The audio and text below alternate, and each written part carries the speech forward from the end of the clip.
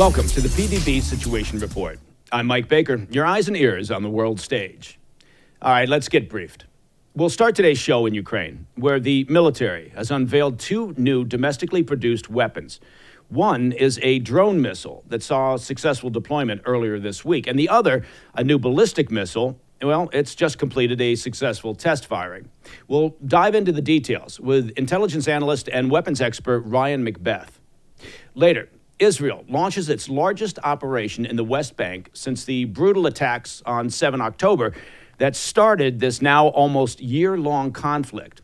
Only days into the West Bank operation, the IDF has announced that they've eliminated a top commander for Palestinian Islamic Jihad, wanted for his role in countless terror attacks. IDF Brigadier General Doron Gavish will give us his insight. But first, our situation report spotlight. It's been a challenging week for Ukraine as the country faced a series of extensive Russian drone and missile attacks, some of the most significant since the war began. These strikes primarily targeted civilian areas and Ukraine's critical energy infrastructure. Now, despite these challenges, Ukraine has also made significant strides in its defense capabilities. The Ukrainian government announced the successful launch of its first domestically developed drone missile, known as the Palyanitsia. While many details remain classified, officials revealed that the Palyanitsia is powered by a turbojet and could potentially strike over 20 Russian air bases, suggesting a range of at least 370 to 400 miles. But that's not all. Just a day later, President Zelensky revealed that Ukraine had successfully tested its first homegrown ballistic missile. Now, specifics about the missile remain undisclosed, but it could mark a crucial milestone for Ukraine as it continues to bolster its defenses against Russia. Joining me now for more on this is Ryan McBeth. Ryan's a 20-year Army veteran, an intelligence analyst, software architect, and cybersecurity specialist. Is there anything this guy doesn't do? You have to ask yourself. You can check out his work at ryanmcbeth.substack.com or at his most excellent YouTube channel, and that's at Ryan McBeth Programming. Ryan, thank you for joining us again on the PDB. It's great to see you. Thank you for having me back. All right, tell me now, these domestically produced weapons, are they game changers as far as you're concerned? Everything's been a game changer, right? The Hrim 2 and what the Ukrainians call their ballistic missile, it's probably a variant of the Grom or Sapsan missile, which they've been working on for quite a while now, at least the past 2 years, trying to give that the extra oomph to go about 1,000 kilometers. And the Palyanitsia, which I might be pronouncing wrong, missile is almost like the KH-141, which was a Soviet-era drone missile kind of combination thing that is powered by a jet engine that Ukraine used as kind of a primitive cruise missile. So what these two weapons can do is they can threaten Russian air bases, and that's a big deal. If you can threaten Russian air bases, specifically bomber bases like Ingalls Air Base in Russia, that'll make it a lot harder for Russia to fire cruise missiles and drop glide bombs. And these glide bombs have been incredibly deadly. So is it a game changer? Well, everything's been a game changer, but it is an additional capability which gives Russia more dilemmas. Well, and it would also seem that it gives Zelensky, it gives the Ukrainian military more free reign, right? Because there's been this restriction on them, particularly from the White House in the U.S., in terms of using U.S. munitions into Russian territory. So do you suspect that perhaps what they've done is they've rushed the development of these weapons to kind of get around, to do an end run on the restrictions that have been placed on them? Absolutely. You know, one of the issues is that whenever you fire an American-made weapon or a NATO-made weapon, all of the lot numbers and stamps and manufacturer numbers are still on that weapon. And when that thing explodes, some of those pieces survive. And so Russia will take those pieces of cruise missile and show, hey, here's that Lockheed Martin stamp. Here's the lot number from Raytheon. And that could be an issue with Russia. They do not want NATO weapons striking inside of their territory. Now, whether it's good or bad that we prevent Ukraine from using our weapons on Russian territory is a separate issue entirely, but Ukraine definitely developed these capabilities so that they could reach further into Russia, specifically to stop these deadly glide bomb attacks. Well, now you've raised an interesting point. Obviously, lobbing a Raytheon missile or some other manufacturer, not to do any free marketing for Raytheon, into Russian territory, it leaves evidence. And obviously, the White House has been placing restrictions on the U.S. Or on Zelensky's use of U.S. munitions because of the fear of escalation. So, I guess where I'm going with this question is: have you heard anything that would indicate that in an effort to assist Ukraine, but also avoid that evidence and that potential escalation, the U.S. has provided assistance in the development of their domestic programs? I am not familiar with that, but I would not be surprised if the U.S. has aided in things like targeting. Oops, hey, here's this targeting information as to when Russian bombers are usually at Ingalls. That just kind of fell out of my pocket. I probably shouldn't have written that down when I was in the skip, right? So I would not be surprised if we're giving that information to Ukraine, or at least passing that information to them surreptitiously. Ukraine has plenty of competent engineers.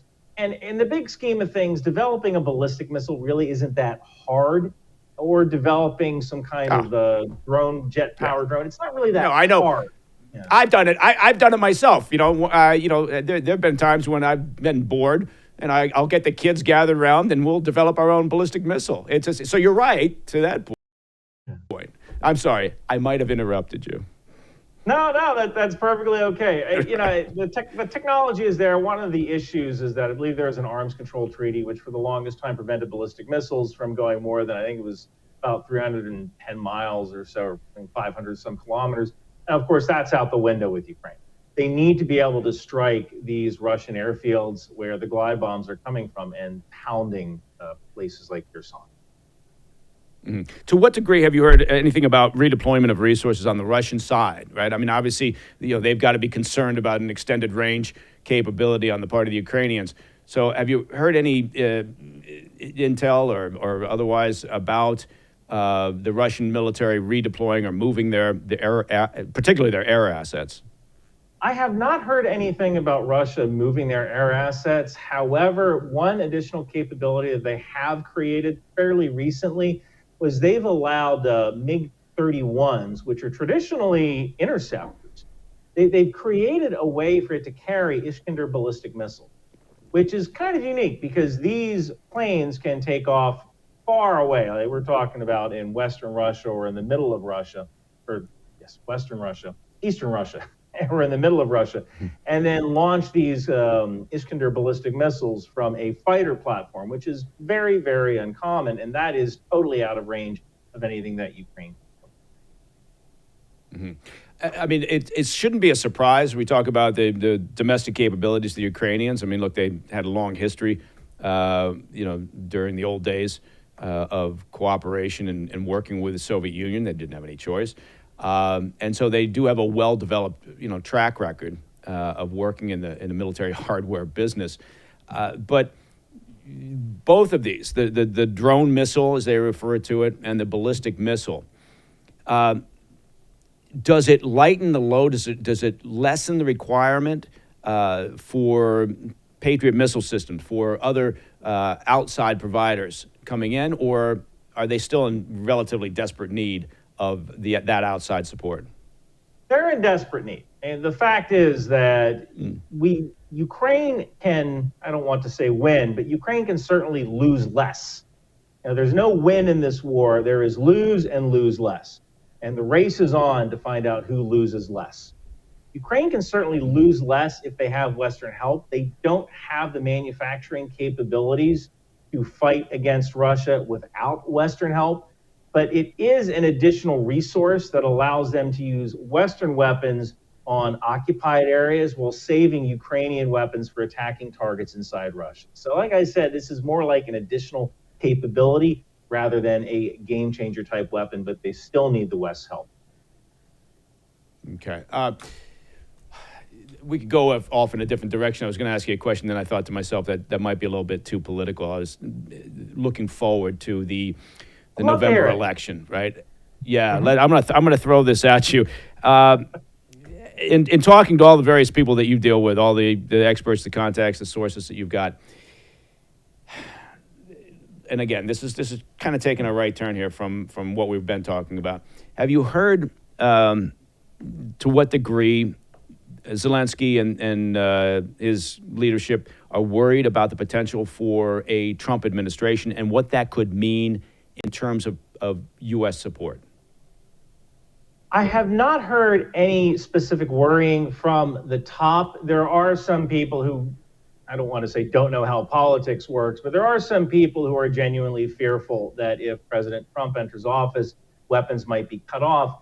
But I don't see that as a possibility because, number one, the higher-ups in the Zelensky administration know that it was President Trump that sent lethal aid to Ukraine. When President Obama was sending night vision goggles and blankets, it was President Trump who said, no, we need to give these guys the javelin. Under President Trump, the National Guard started visiting Ukraine and training their soldiers. And I think that President Trump's main fear is not Russia, it's China. And if we can't stand together on Ukraine, which is a country that's fairly easy to access in Europe, we're not going to stand together in China, which is 3,600 miles away from anything. So the best way of deterring China from invading Taiwan is to keep the weapons flowing to Ukraine. And I don't see that changing if President Trump enters office or if Vice President Harris becomes elected. Okay. What about, and I know I'm getting a little bit off turf here, but what about the people who say, so what? Why are we even bothering, right? I mean, what's the point of this? We should be spending that money at home. And there are a lot of people, right, who I suspect would be happy to see that happen, right? But how do you answer that question? And I realize there's politics in this, and you know we were originally going to be talking about hardware and military tactics, but look, we're just around the corner from the election, and so I think you can't have a discussion about Ukraine without factoring in these other elements. Well, the truth is that we are spending that money at home. There's a lot of people who think that we're loading C-17s with pallets of money and then just parachuting it out over Ukraine, and they're going and buying luxury cars with it. But the truth is that wait, we're not? You mean we're not doing that? We're not Good doing God. that. So believe it or not, I like the visual image of pallets of cash. I would love some. I will give the CIA my address. They probably have it anyway, and they can drop some cash. No, we do. We do. Yeah. So the truth is that rockets expire. The fuel in them actually expires. So we need to shoot these things, and if we don't shoot them, then we have to send them back to RTX, and they have to be demilled. They have to be destroyed in a controlled environment. That actually costs about as much money as making the missile, because it's hazardous waste destroying these rockets. So it's actually easier to ship these rockets over to Ukraine, have Ukraine fire them, and that saves us the disposal cost. And we have to buy new missiles anyway. So when we say we're giving $1 billion to Ukraine, we're not necessarily giving them that money. We're really taking that money and buying new weapon systems, which means American jobs, American manufacturing, American materials, American computer chips. We're putting those into missiles and weapon systems that were going to expire anyway and be destroyed. So that money is being used. Yeah, now that's a promo for the military-industrial complex. But in terms of geopolitics and sort of the structure of the world and national security, I want to revisit this and say, how do we explain that to someone who's skeptical about support for Ukraine, but explain it that way rather than economic terms? Because I take your point, and I think you're absolutely right, but I want to look at it from why is it important from a global stability issue. But first of all, you need to stay right there. We're going to take a quick break. As you know, Ryan, we have some terrific sponsors, but we'll be back with more of the Situation Report. Stand by.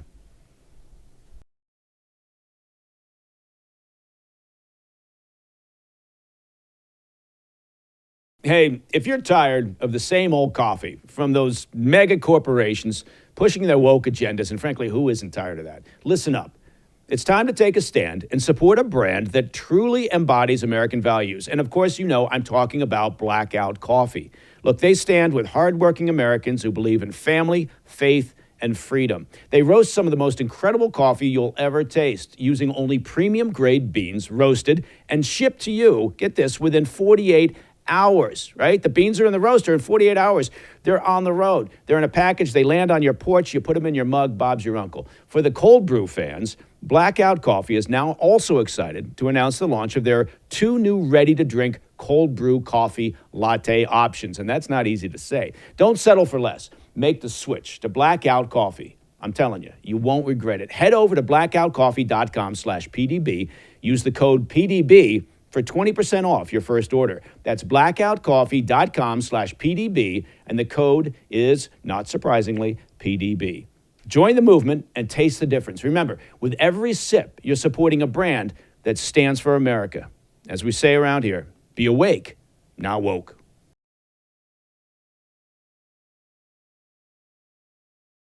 Welcome back to the Situation Report. We're joined again by Ryan McBeth. Now, you can check him out at ryanmcbeth.substack.com or at his YouTube channel, at Ryan McBeth Programming. Ryan, we were talking before the break. I asked that question, which is I'm always fascinated by, which is when someone says, why are we bothering with Ukraine? Why is that important to us? And you gave, I thought, a very insightful answer as to from the economic side, from the money side, the resource side. But what do you tell someone in that situation as far as global stability or national security concerns? Why is it important from that perspective for the U.S.? Well, I can tell you this. I am old enough to remember President Ronald Reagan. And when some tin pot little dictator in Libya decided to bomb one of our nightclubs, we decided to go after his entire country with F-111s. It's usually not a good idea to let the bad guys win, and evil can never be dead enough. So if we allow Russia to aggress against a country that is leaning toward the West, essentially what we're doing is we are letting evil triumph in the world. And America has always stood for the right of a country to decide their own destiny. The people of Ukraine have decided that they don't want to live under Russian control, and they want to lean more toward the West. And the U.S. has always sponsored democracy wherever it has taken root in the world, and supporting Ukraine is a good thing if you like democracy. Okay. Yeah. You know what? I should have written that down.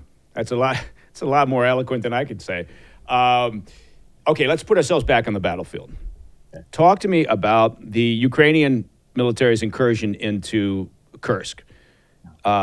First of all, top line, what do you think their actual objective is in doing this? And B, from a strategic point of view, an operational point of view, where are they going with it? Can they take and hold territory for an indefinite period of time, or are they viewing this as a short-term effort? I don't believe this is a short-term effort. Now, why they're doing it, that might still be up in the air, but there might be a strategic reason why. So at first, I kind of thought, all right, so these guys are going to go after the city of Kursk, or they're trying to capture a rail line, or they're trying to capture a nuclear power plant that was fairly close by.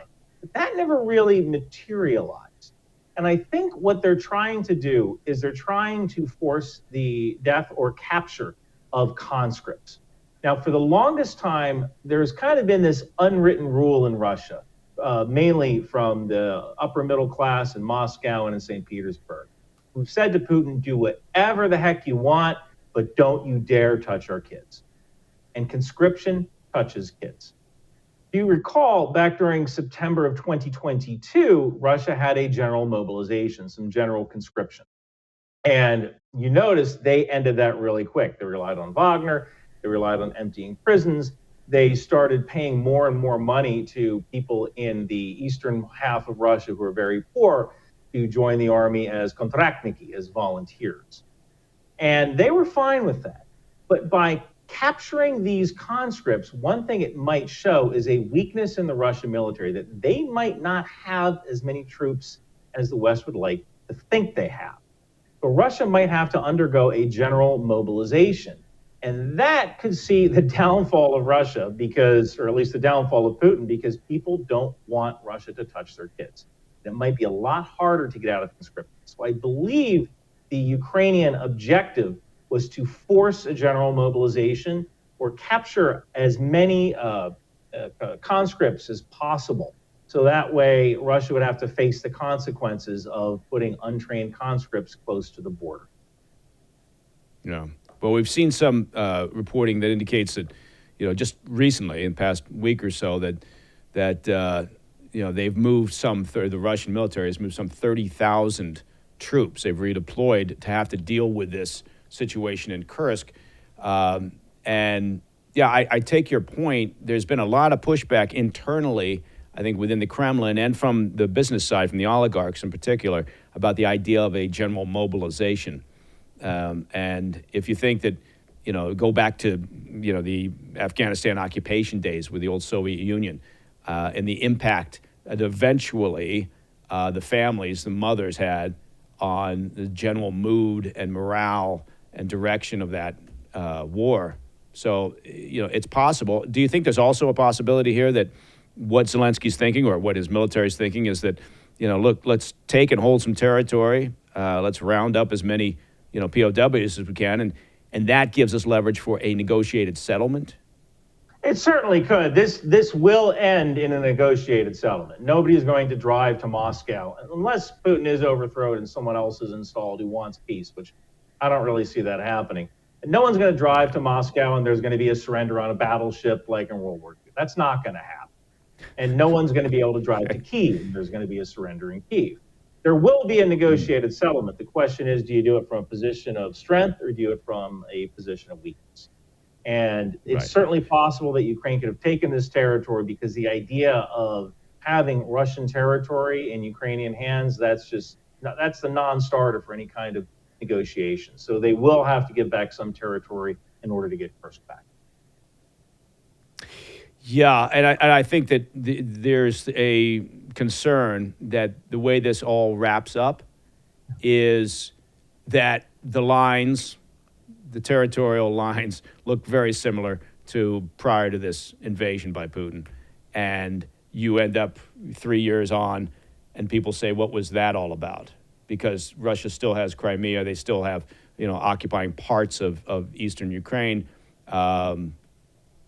Maybe they claw back some of that territory for Ukraine. But I think the frustration will be immense if that's what they end up doing. But I agree with you. I don't see an outright victor here. I just see, if they don't have a settlement, just years more of this same World War I-like slow movement or advancement on either side. And I don't see that does the world any good, right? I mean, I think they've got to negotiate from a position of strength. The Ukrainian military does, the government does. They have to make Putin feel some pain in order to get something that they can then sell to the Ukrainian public. That's just for what it's worth. That falls in the category, Ryan, of for what it's worth. Talk to me about what you might have heard about in the Belgorod region. There's been a couple of incursions up there, Ukrainian military moving on some checkpoints inside Russian territory. Do you think that's a distraction, sort of a head fake to try to focus more and stretch out the resources that the Russian military has? It's certainly possible, because one of the possibilities of the Kursk operation was that the Kursk operation was a feint. And so Belgorod could indicate that could be the main effort that Ukraine is trying to reach, an objective somewhere there. It could also be a feint. Kursk could also be a feint so that Ukraine could go and try to capture Mariupol again, although running up against those minefields and those trenches is not going to be, it's not going to be any easier than it was a year ago when Ukraine tried their counteroffensive. So yes, that is certainly a possibility that the Belgorod incursion could be a main effort, or it could be another distraction. And ideally, you want to give your adversary dilemmas, not problems. The problem has one solution. The dilemma has two or more solutions, each of which are equally bad. So if Ukraine can force Russia to constantly shift troops around, they're using up fuel, they're using up resources. Russian rail cars, I believe only 40% of their rolling stock is active now, because many of their, at least 40% since the start of the war, because many Russian rail cars actually use Western parts. and they don't really have the machine tools to machine new ball bearings. And there's a name, I think they call them bogies, the actual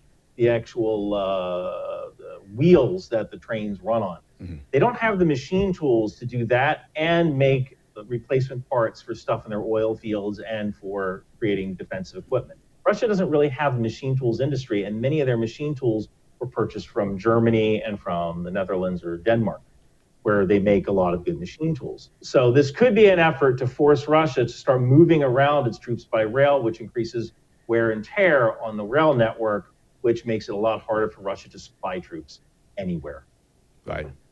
And anytime you've got moving, resources, you've got a target, right? You want to create movement on the other side. That gives you opportunity. Okay, you're the weapons expert. Answer me this. Okay. Riddle me this, Ryan. In your opinion, the most successful weapon system so far in this war for Ukraine? It's probably hands down the HIMARS system. One of the amazing parts about the HIMARS system is that it's modular and comes in packs. So Russia has a system called GRAD, which is a multiple rocket launcher. And these missiles have to be loaded manually. They're screwed in manually. They're wired manually. And it takes quite a long time to load. I believe it's 48. I might be incorrect about that. 48 rockets into a launcher. Now, with something like the HIMARS system, you roll down the road, you find a pack that's been dropped off for you, you load that pack into the HIMARS launcher. There's already a crane on the back of the HIMARS launcher. You load it in 2 minutes, you can be ready to fire your fire mission. Then you drop that pack, head to the next cache where you have another HIMARS missile pack, and shoot that. You can keep doing that again and again and again. And HIMARS is a fairly inexpensive system. It's a truck with a rocket launcher. Because we placed all the packing material inside this pack. So the HIMARS has proven its value as a military weapon system. I believe Poland just recently ordered more HIMARS launchers than the U.S. has. So that's how Poland sees the HIMARS launcher as a very efficient vehicle. And I think we're going to get a lot more orders for that system in the future. Not to put you on the spot, how much do we say it's relatively inexpensive? How much are we talking about? I actually don't recall the number. I want to say about $5 million. That I would have to. Okay. I'm sure someone's going to fact check me on that one. It's a truck with a missile launcher. Yeah, no one's going to fact check you. You're the expert. Come on. Yeah. So, all right. Well, listen, Ryan. This is, as always, it's very informative. It's entertaining, and we always appreciate your insight and for joining us here on the PDB Situation Report. Thank you very much. We'll be calling you again because I don't think this conflict is going to wrap up anytime soon. But thank you again for your time, man. It'll be a pleasure. Thank you so much. Talk soon. All right. Coming up, Israel launches its largest operation in the West Bank since 7 October. Taking down a top commander of Palestinian Islamic Jihad, responsible for numerous terror attacks. Retired Israeli Defense Force Brigadier General Doron Gavish will join us to share his insights.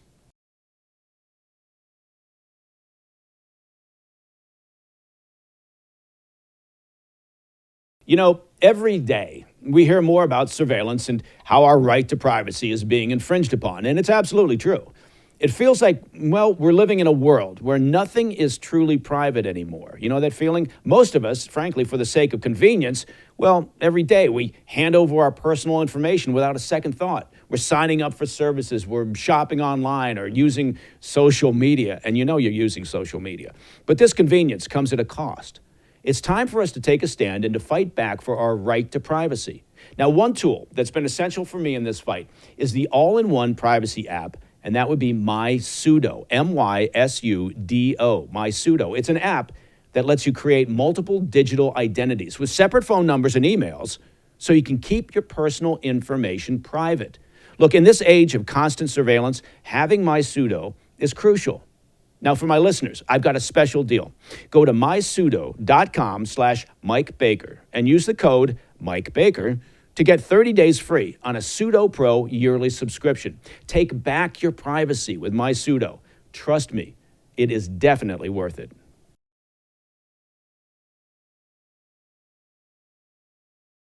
Welcome back to the Situation Report. All right, let's move our focus over to the Middle East, specifically the West Bank, where Israeli Defense Forces have launched a sweeping counterterrorism operation. Hundreds of Israeli troops have descended on the city of Jenin and surrounded areas, conducting raids in a coordinated effort to disrupt and dismantle terrorist networks. Now, as part of this operation, the IDF has detained a large number of militants and engaged in intense gun battles, which the military says are crucial to preventing imminent attacks on Israeli citizens. In a significant strike, the IDF announced earlier today that they've neutralized Mohammed Jabr. Now, Jabr is was, let's put it that way in the past tense, a top commander of the Palestinian Islamic Jihad's Tulkarm battalion. And he was killed along with 4 other militants inside a mosque in Tulkarm. Jabr had been one of Israel's most wanted men, notorious for his involvement in the planning and execution of deadly attacks. This operation comes just days after Hezbollah launched its largest attack against Israel since the hostilities began on the 7th of October last year. With the operation in the West Bank, this means Israel is, well, essentially dealing with a 3-front conflict with Hamas on the west, Hezbollah to the north, and a combination of militant groups to the east. And of course, with the Iranian regime and its IRGC sitting atop the terrorist network, pulling the strings. Now, to provide more context and analysis on the latest developments, I'm pleased to say we're joined now by retired Brigadier General Doron Gavish, the former commander of Israel's Aerial Defense Force. General, thank you very much for taking the time with us on the Situation Report. It's very much appreciated. Thank you for having me. Now, I suppose this first question is going to be a little bit general. I'd like to start at the, no pun intended, I'd like to start at the 30,000-foot view here with this operation in the West Bank. Can you talk to us about the timing of it? Why now? To what degree, from your understanding, will be the duration of this type of operation? Well, Mike, this is unfortunately an ongoing fight against the terror that we can see coming from the West Bank. And of course, in the last few months, starting from 7th of October, we see it from a different, I would say from 7 different areas around Israel. So I wouldn't say that this is something specifically that started, 2 days ago, and it's going to be ended tomorrow. Unfortunately, this is a continuous fight against the terror that we see coming from the West Bank. Unfortunately, a few days ago, there was a terrorist that by accident exploded himself in Tel Aviv. So imagine yourself that this terrorist that exactly came from the West Bank would be successful in his plan. So this is an ongoing fight against terrorism, trying to stop them before launching their attacks and strikes and terrorizing basically Israel inside our country. Mike, just maybe to give you some feeling of what we are talking about, the distance between the West Bank and Tel Aviv, it's half an hour of driving. When there is traffic, 1 hour. That's it. So it is very, very close, and we must be engaged with those terrorists before they are in our way.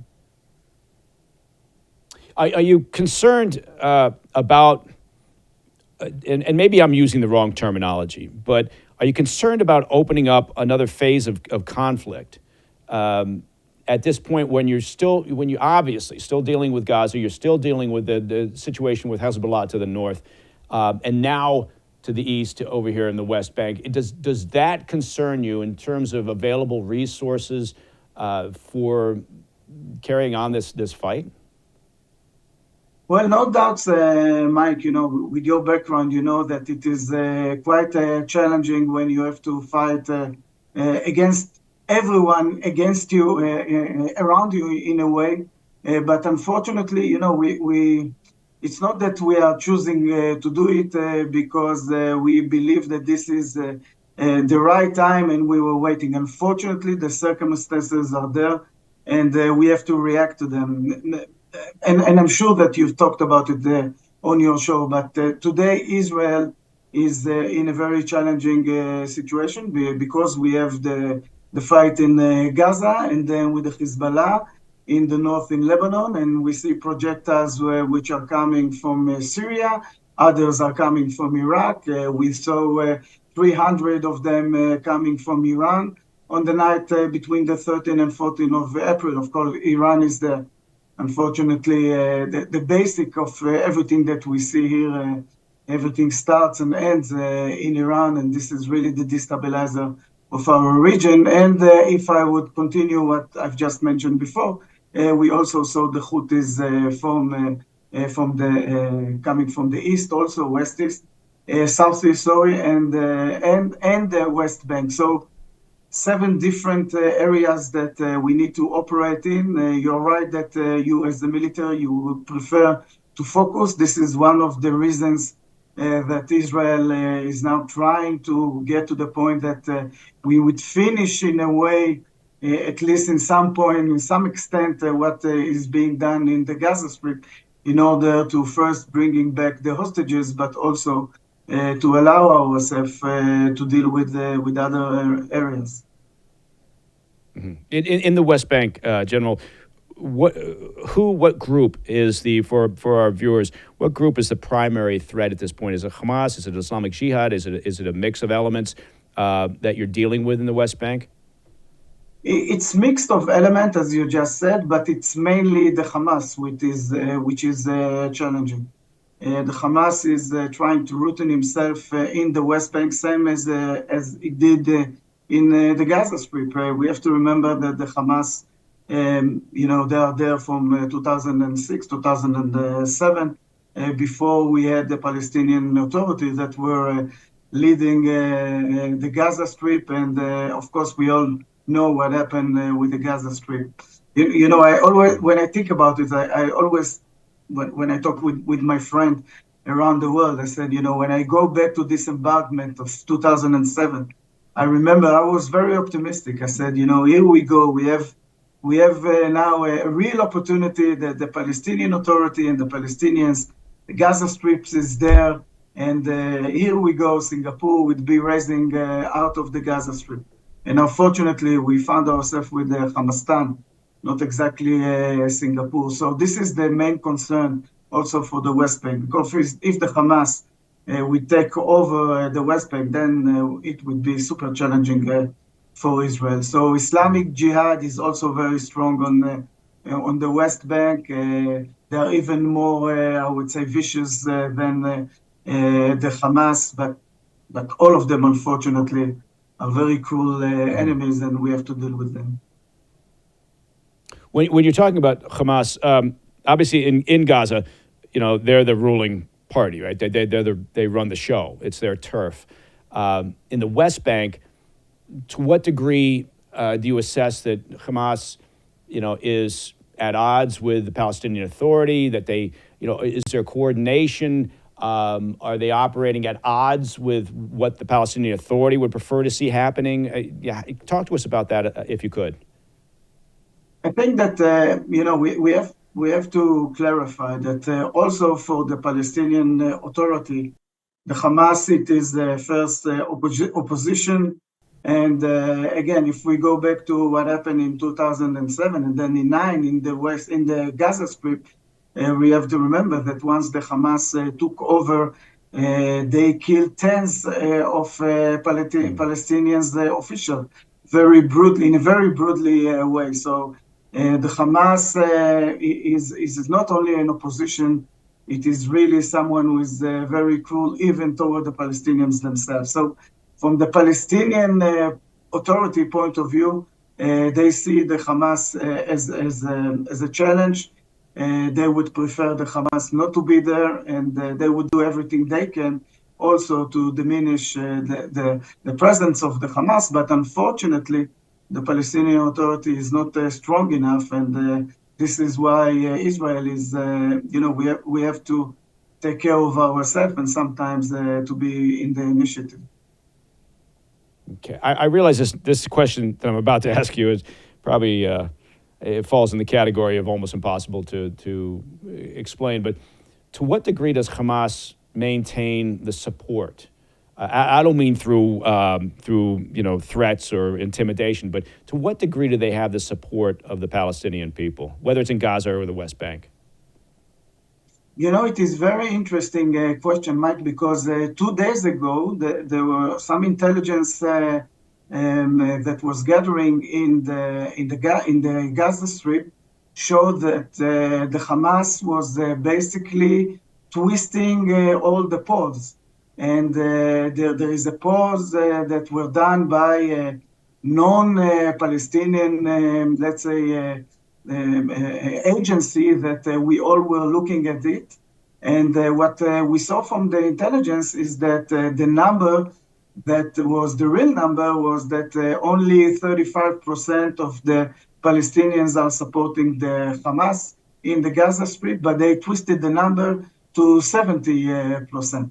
So it is very, very hard, really, to know what exactly is going on there. If we would believe the new report that just came 2 days ago, maybe this is the situation. I hope so, by the way, because I would like to believe that, the people, the Palestinians who live in the Gaza Strip, they understand that they could live peacefully if they would wanted to. So once again, it's very hard to know. We're not talking about democracies. Very hard to believe on those polls that are being done for this from this part or from the other part. So the last number before, by the way, was 70% in favor of what the Hamas was doing, also on the West Bank. So 70% of the people over there were supporting the onslaught of 7th of October. Very challenging situation, but this is unfortunately what we have to deal with. Yeah. General, if you could stay with us, we have to take a quick break. Apologize for that, but we do have some most excellent sponsors. And so we'll address that, but we'll be back with General and more on the PDB Situation Report. Stand by.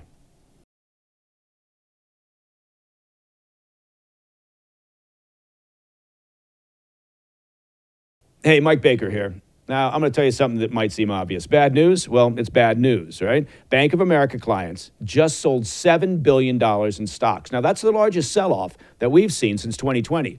And when it comes to rate cuts, well, as they say, the first one can often be the deepest cut of all. JP Morgan and Citigroup are now predicting 2 supersized Fed cuts this year. But here's the thing, and you might remember this. The stock market took a nosedive in both 2000 and 2007, right after that first rate cut.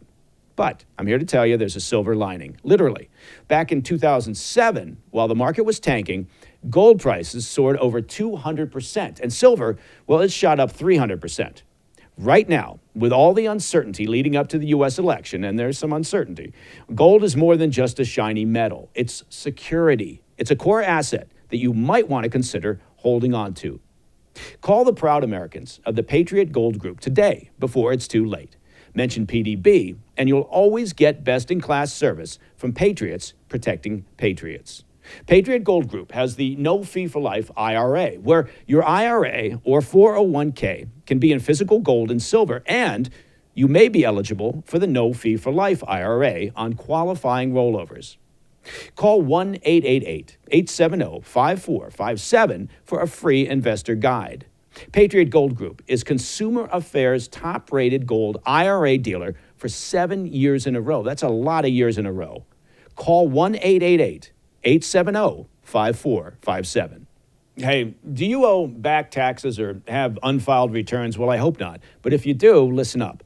Pandemic relief is now over. You know that. Along with hiring tens of thousands of new agents and field officers, and they did, the IRS kicked off 2024 by, get this, sending out over 5 million pay-up letters. 5 million pay-up letters to those who have unfiled tax returns or balances owed. Can you imagine? Don't waive your rights and speak with them on your own. Don't do that. Look, I'm here to tell you, they're not really your friends. They may not actually be working in your best interest. Tax Network USA, on the other hand, is a trusted tax relief firm, and they've saved over $1 billion in back taxes for their clients.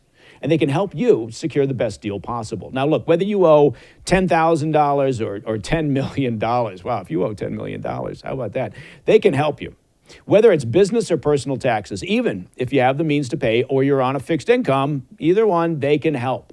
Finally, resolve your tax burdens once and for all. Call them at 1-800-958-1000 or visit tnusa.com/Mike. That's M-I-K-E, just like you imagined. Don't let the IRS control your life. Empower yourself with Tax Network USA's support and take charge of your financial future, right? Visit tnusa.com/Mike today.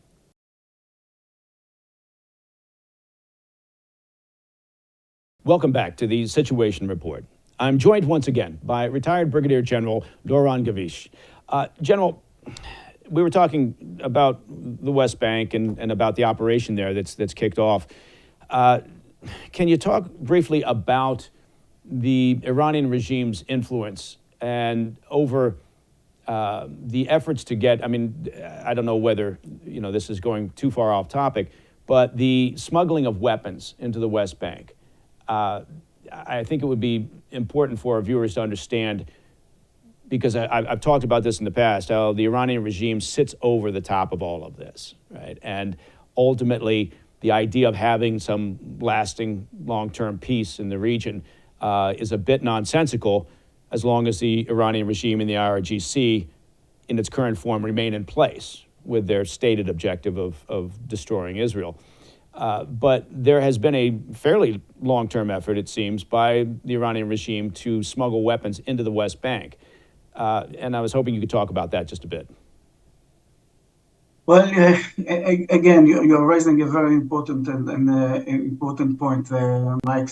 This is exactly what we are seeing, and this is exactly what we are trying to fight against. The Iranian regime are trying to do it continuously.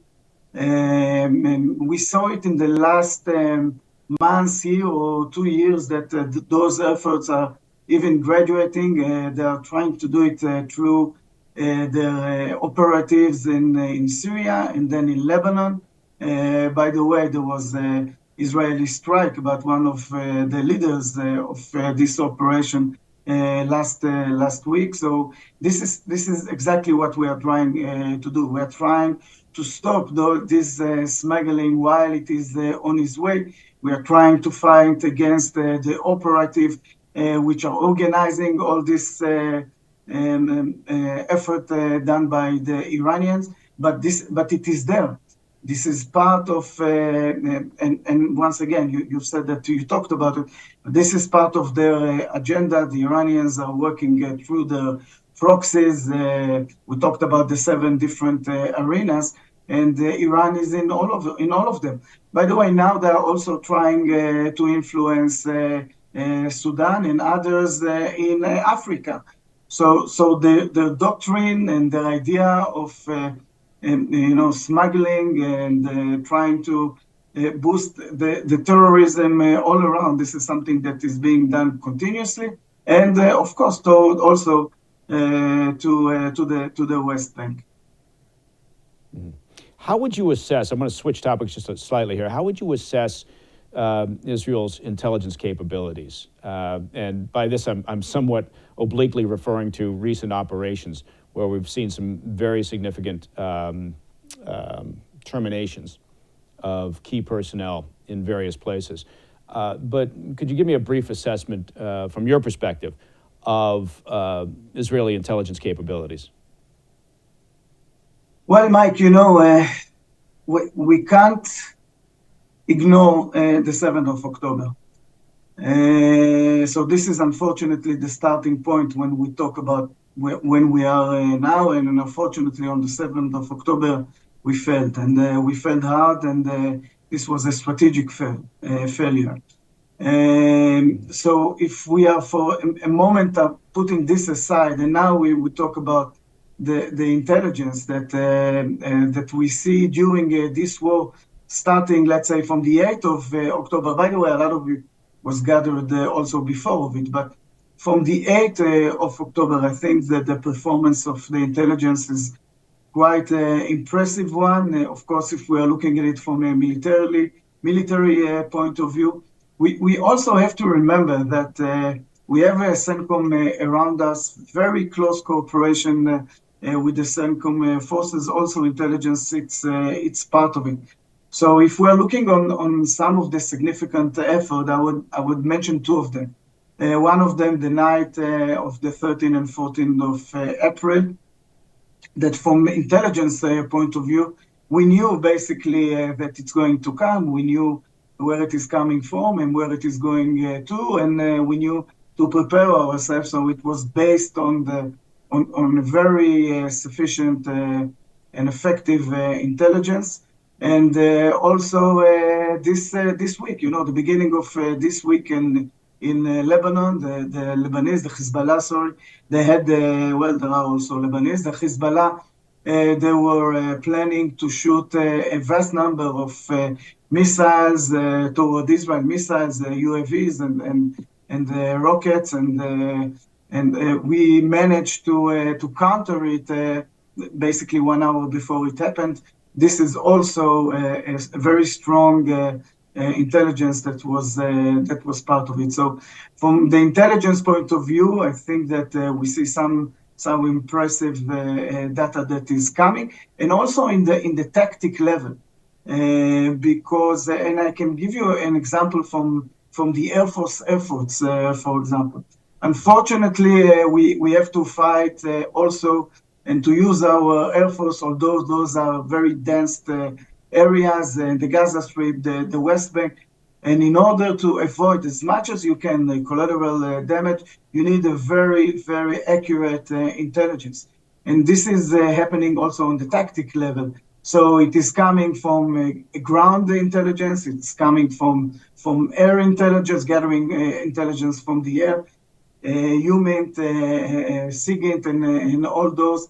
And once again, our ability to be quite successful on this and to be precise as much as we can, this is part of a very significant and effective intelligence. How would you assess the effectiveness of the Iron Dome system so far? First of all, allow me, being not the previous, but a commander in the past of the air and missile defense, I always remind everyone that behind the system we have the warriors, men and women, which are operating the system. And so the Iron Dome is the system itself, but basically really the ones that are operating are doing quite a significant and amazing job. With the Iron Dome, I would come back to it, Mike, but I would like to also, clarify that when we're talking about the defense of Israel, it is not against rockets and missiles. It is not only about the Iron Dome. It's a concept of what we call a multi-tier defense. It's the Iron Dome on the lower tier, but it is the David Sling for a bit longer projectiles, and the Arrow 2 and the Arrow 3 for a very long projectiles. We saw the Arrow 2 and Arrow 3 being very effective against those projectiles and missiles that were shot toward Israel from the Houthis and from Iran. We talked about basically 98% of success rate, which is a amazing number, and also the interception rates of the Iron Dome when it comes to shooting to intercept rockets and missiles. The number is very significant. We're talking about thousands and thousands of interceptions. What we have also to remind our viewers that we intercept only those that are going toward our city.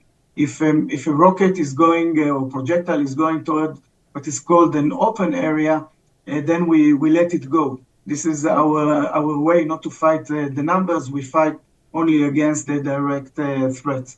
The other thing with regard to the Iron Dome is that the evolution of this system with the time allowed us to use it also against UAVs. And this is something that we've seen in the last war, or in the war that is being conducted now.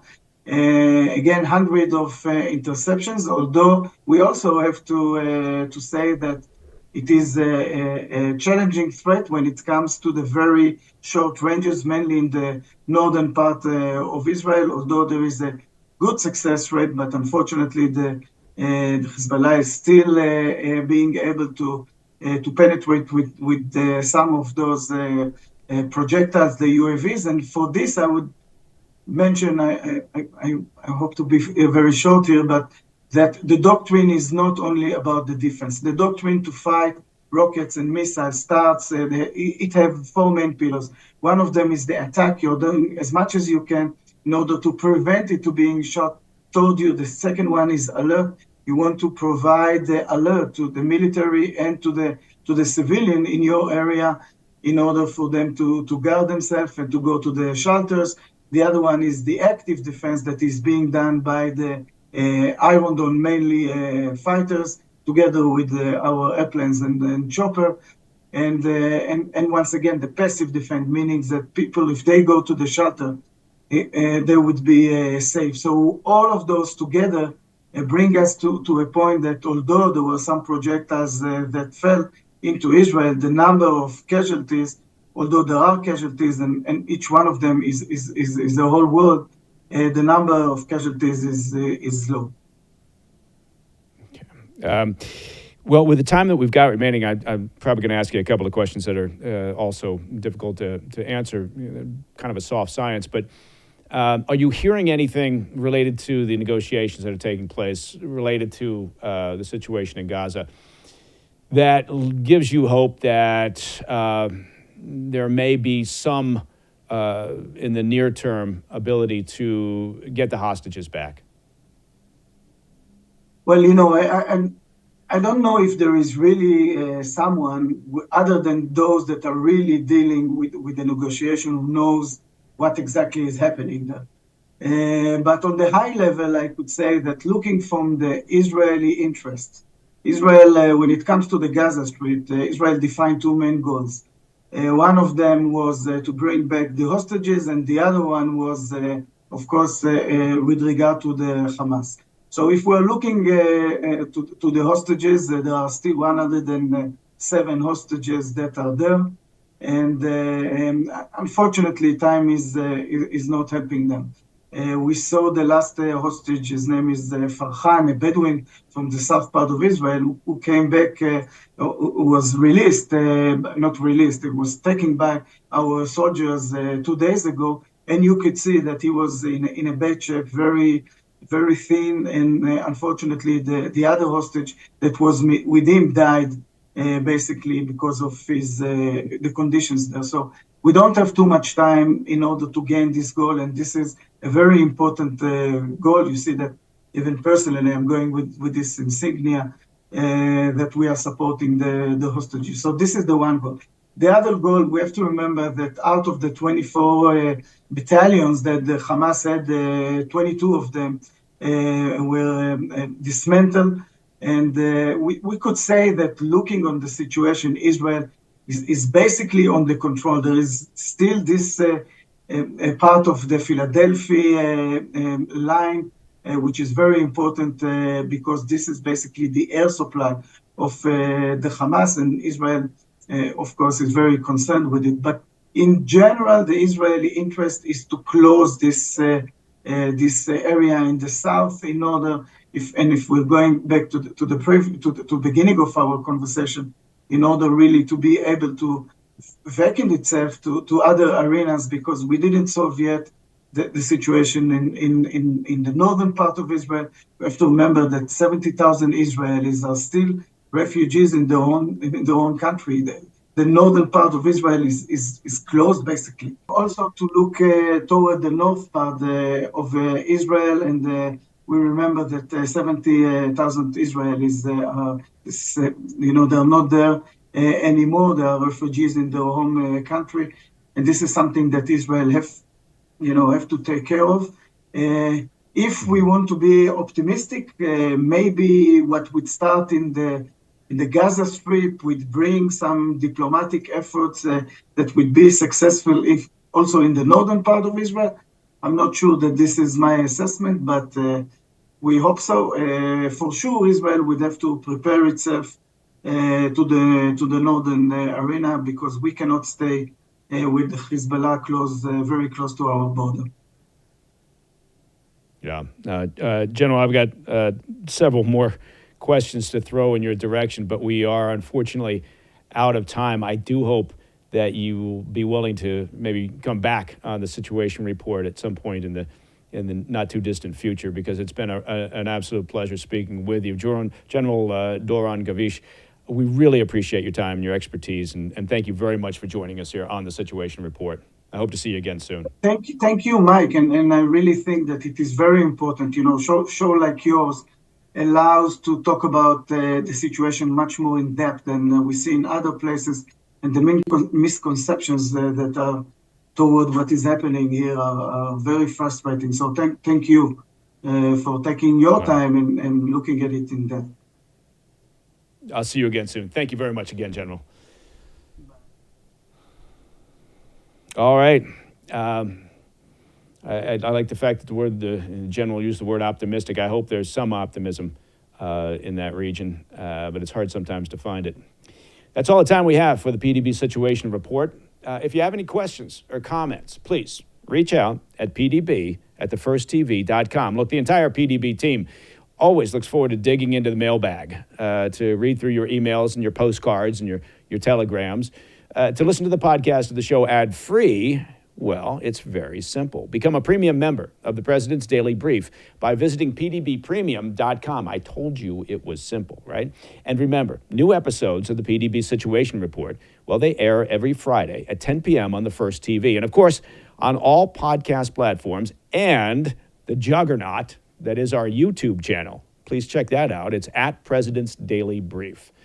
I'm Mike Baker, and until next time, you know the drill. Stay informed, stay safe, stay cool.